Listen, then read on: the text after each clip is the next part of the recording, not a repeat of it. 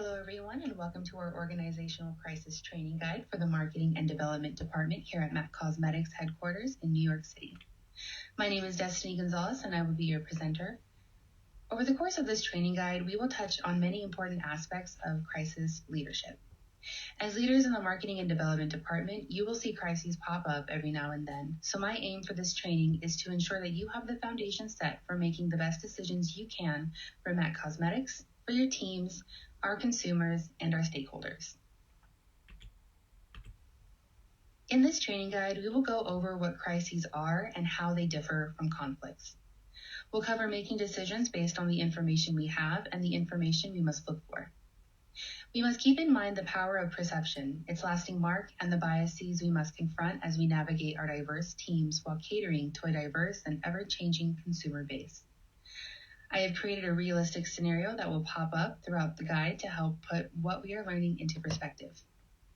From this scenario, we will talk about the evaluations and assessments of how we handle crisis situations on a case study and what that means in terms of aftercare for our leaders.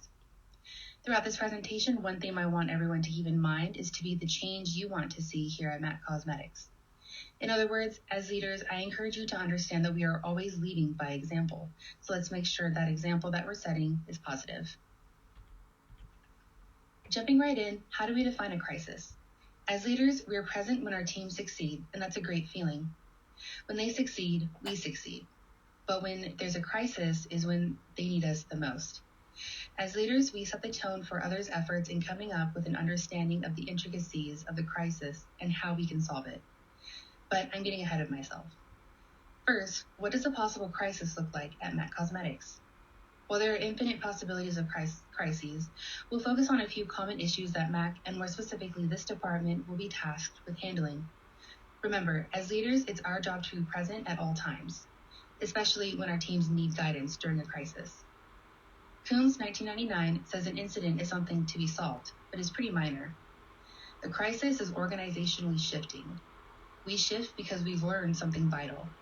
This learning is then implemented into training and retraining so we all have a better understanding of the market and what it expects of us. When we have a crisis on our hands in this department, it's typically because we made a misstep somewhere and did not meet those expectations that were previously set. We need to keep in mind when solving a crisis at hand and also learning from it to avoid future crises. Here are just a few examples that, again, this department might face. Something like product recall, social media incidents, or product tampering, whether it's in labs, warehouses, or in store. There are a couple things to keep in mind when beginning to understand a crisis, its impact, how to respond initially, and the final response we commit to.